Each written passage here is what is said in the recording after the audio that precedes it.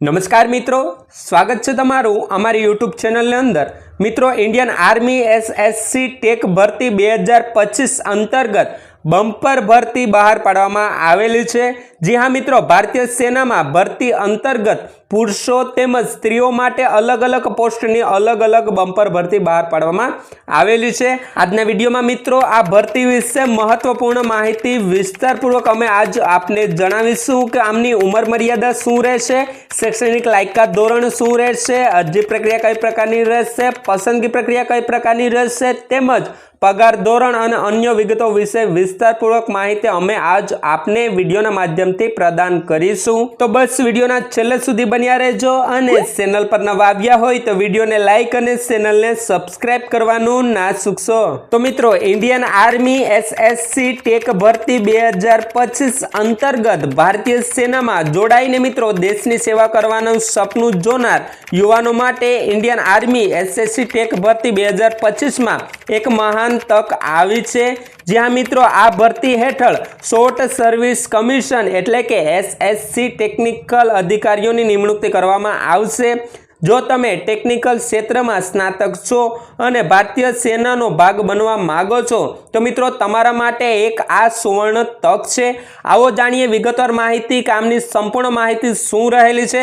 તો મિત્રો, સૌપ્રથમ વાત કરીએ વેકેન્સીઝ એટલે કે પોસ્ટની વિગતો વિશે। તો મિત્રો, એસએસસી ટેક મેનની 350 જેટલી પોસ્ટની સંખ્યા રહેલી છે, જ્યારે એસએસસી ટેક મહિલાઓની 29 જેટલી પોસ્ટની સંખ્યાઓ રહેલી છે। તેમના પછી મિત્રો ઉંમર મર્યાદાની વાત કરીએ તો ન્યૂનતમ ઉંમર મર્યાદા 20 વર્ષ તેમજ મહત્તમ ઉંમર મર્યાદા 27 વર્ષ રાખેલી છે। તદુપરાંત મિત્રો અનામત વર્ગોને મુક્તિ, જ્યાં મિત્રો સરકારી નિયમો અનુસાર ઉંમર મર્યાદામાં છૂટછાટ મળવાપાત્ર રહેશે। તેમના પછી મિત્રો શૈક્ષણિક લાયકાત એટલે કે એજ્યુકેશન ક્વોલિફિકેશન કેટલું હોવું જોઈએ? તો મિત્રો એન્જિનિયરિંગ ડિગ્રી, જેમાં ઉમેદવારોએ માન્યતા પ્રાપ્ત યુનિવર્સિટીમાંથી મિત્રો એન્જિનિયરિંગ ડિગ્રી હોવી આવશ્યક રહેશે। તેમજ અંતિમ વર્ષના વિદ્યાર્થીઓ તેમની એન્જિનિયરિંગના અંતિમ વર્ષમાં છે તેઓ પણ આ ભરતી માટે અરજી કરી શકશે, પરંતુ તેમણે પસંદગી સમયે ડિગ્રીના પુરાવા રજૂ કરવાના રહેશે। તો મિત્રો આ રહેલી છે એજ્યુકેશન ક્વોલિફિકેશન। તેમના પછી મિત્રો વાત કરીએ કે જરૂરી ડોક્યુમેન્ટ્સ અરજદારે શું શું રજૂ કરવાના રહેશે। તો મિત્રો આધાર કાર્ડ અને પાન કાર્ડ ઓળખ કાર્ડ તરીકે, તેમજ શૈક્ષણિક પ્રમાણપત્ર જેમાં 10માના પ્રમાણપત્ર, 12માના પ્રમાણપત્ર તેમજ ડિગ્રીના પ્રમાણપત્ર, પાસપોર્ટ સાઇઝ ફોટો જે તાજેતરનો સ્પષ્ટ ફોટો હોય તે આપને અપલોડ કરવાનો રહેશે, તેમજ સહી જે ક્લિયર સ્કેન થાય તેવી, જાતિનું પ્રમાણપત્ર જે કેન્ડિડેટને લાગુ પડતું હોય તે, તેમજ અનુભવનું પ્રમાણપત્ર એ પણ જે કેન્ડિડેટને લાગુ પડતું હોય તે। તેમજ મિત્રો આપે આ ડોક્યુમેન્ટ અને ક્યાં રજૂ કરવાના રહેશે? તો મિત્રો આમની એક ઓફિશિયલી વેબસાઇટ છે જેમનું નામ છે joinindianarmy.nic.in। આમની ઉપર જઈ અને મિત્રો આપે અપલોડ કરવાના રહેશે અને ત્યાંથી અરજી પ્રક્રિયા આગળ વધવાની રહેશે અને અરજી પ્રક્રિયા કરવાની રહેશે। હવે આમની અરજી પ્રક્રિયાની મહત્વપૂર્ણ તારીખો વિશે વાત કરીએ તો મિત્રો ઓનલાઈન અરજી કરવાની શરૂઆતની તારીખની વાત કરીએ તો 7/1/2025 થી લઈ અને મિત્રો અરજી કરવાની છેલ્લી તારીખ 5/2/2025 સુધીનો સમયગાળો રાખેલો છે। પણ મિત્રો એસએસબી ઇન્ટરવ્યૂની તારીખનો હજુ ઉલ્લેખ કરવામાં આવેલો નથી, તે ટૂંક સમયની અંદર જાણ કરવામાં આવશે। હવે તેમના પછી મિત્રો વાત કરીએ કે આનું પગાર માળખું શું રહેલું છે, કે પગાર ધોરણ કઈ પ્રકારનું રહેશે? તો મિત્રો એસએસસી ટેક ઓફિસરનું પગાર ધોરણની વાત કરીએ મિત્રો તો 56,100 થી લઈ અને મિત્રો 1,77,500 જેટલો પગાર ધોરણ મળવાપાત્ર રહેશે। તદુપરાંત મિત્રો અન્ય ભથ્થા જેમાં ડીએ, એચઆરએ, મુસાફરી ભથ્થું વગેરે જેવું ભથ્થું આપને મળવાપાત્ર રહેશે। તેમજ મિત્રો અલગ અલગ રેન્ક, અલગ અલગ લેવલ પ્રમાણે અલગ અલગ પે એટલે કે પગાર ધોરણ મળવાપાત્ર રહેશે।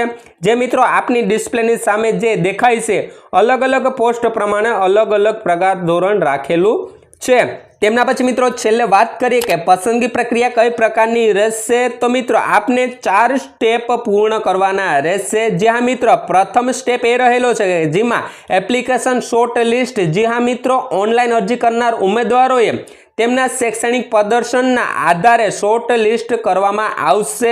તેમના પછી મિત્રો બીજું સ્ટેપ એ રહેલો છે કે જેમાં SSB ઇન્ટરવ્યૂ, જેમાં શોર્ટ લિસ્ટ થયેલ ઉમેદવારોને 5 દિવસની SSB પ્રક્રિયા માટે બોલાવવામાં આવશે, જેમાં પ્રથમ દિવસે આપનું સ્કેનિંગ ટેસ્ટ થશે, તેમના પછી બીજા દિવસે મિત્રો તમારું મનોવૈજ્ઞાનિક કસોટી થશે, ત્રીજા અને ચોથા દિવસે મિત્રો તમારો ગ્રુપ ટેસ્ટિંગ ઓફિસર ટાસ્ક એટલે કે GTO થશે અને પાંચમા દિવસે મિત્રો તમારું વ્યક્તિગત ઇન્ટરવ્યૂ કરવામાં આવશે।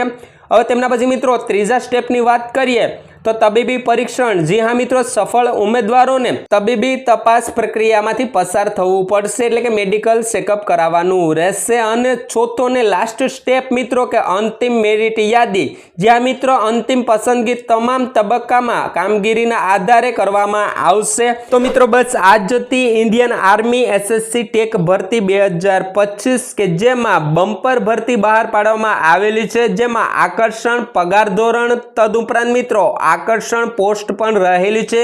તો મિત્રો જે અરજદારોએ હજુ સુધી ફોર્મ ન ભરાવ્યા હોય તો તેમની છેલ્લી તારીખ 5/2/2025 સુધીનો સમયગાળો રાખેલો છે। તો જે કેન્ડિડેટ ઇન્ડિયન આર્મીમાં જોઈન થવા માંગતા હોય તે વહેલી તકે અરજી કરી અને આ ભરતીમાં સામેલ થઈ શકશે।